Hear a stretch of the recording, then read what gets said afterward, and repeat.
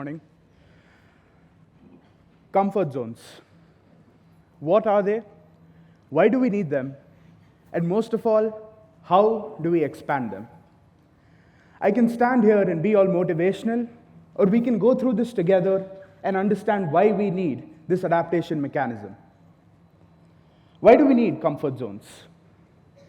Well, they imply a sense of security, familiarity, and most importantly, safety. Throughout history, we've had multiple examples of people breaching their comfort zones. Some of them have had positive outcomes, but some of them not so positive. Today, I'm not going to be asking you to breach your comfort zones outright. However, I am going to be asking you to expand them. Take, for example, one of the most beloved foods of the 21st century, pizza. Simple, good old pizza. Made to honor Margherita of Savoy, the first pizza was plain and simple. Tomato sauce, cheese, and basil leaves, or the colors of the Italian flag.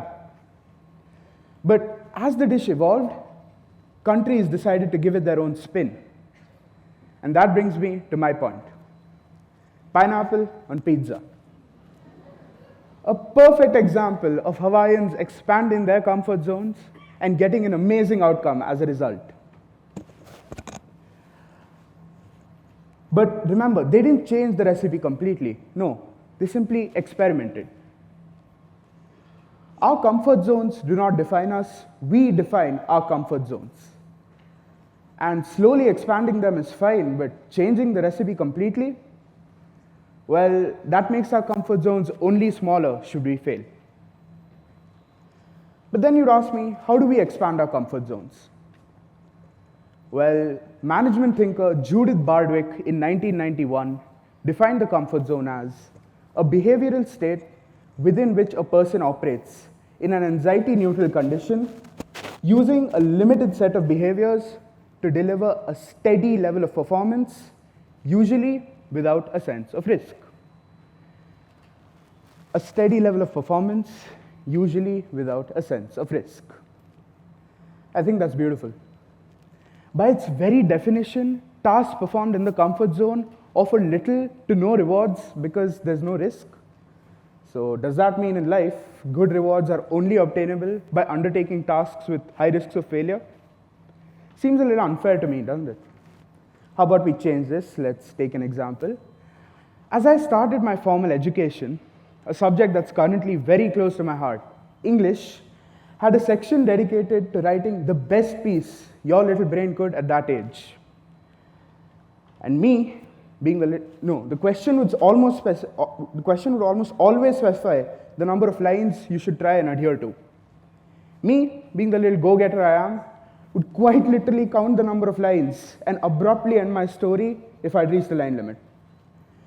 I think it's safe to say that I never did well in creative writing. But that was grade 3. A little bit of a push from my mother and teachers and a little bit of self-motivation, I started reading books.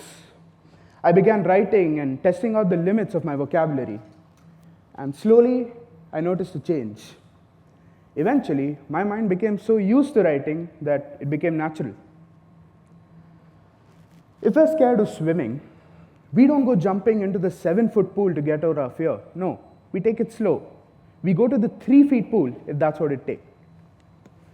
If we dislike reading, perhaps, then opening up a 500-page novel and trying to finish it in one night doesn't help us get over this fear.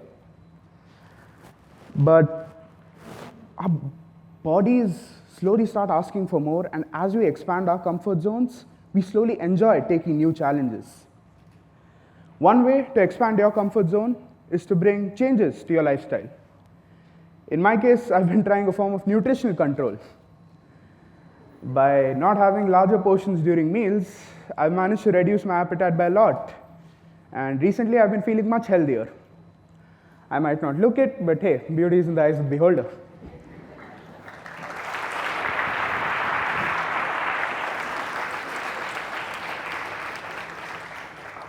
When I was 9, my mother sent me to summer camp.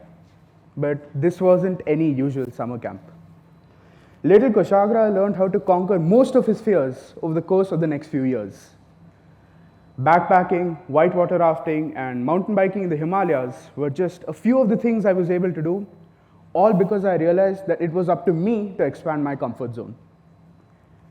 I know, this guy, adventure sports in the Himalayas, there is no way.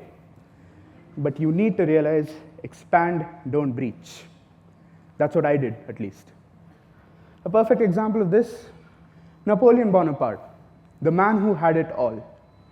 He managed to conquer the entirety of Europe, but when he reached Russia, the winter decimated his army and Napoleon returned having lost everything. But at the same time, Napoleon was so paranoid that he'd be poisoned, he used to ingest small amounts of it every day just to build his tolerance. Both perfect examples of breaching and expanding your comfort zones. In the end, our comfort zones are mere safety mechanisms. And if we feel safe doing a variety of things, then we can reach beyond, and the world is our oyster. After all, Einstein did say, a person who's never made a mistake has never tried anything new. Thank you.